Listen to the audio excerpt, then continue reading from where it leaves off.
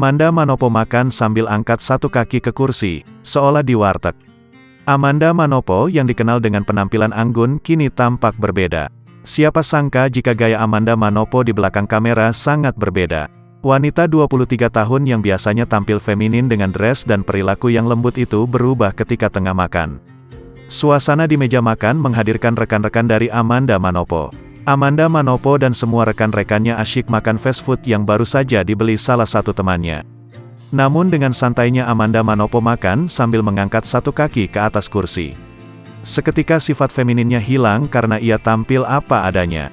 Amanda Manopo bahkan tak malu ketika direkam tengah asyik makan fast food dengan kaki diangkat seolah tengah makan di warteg.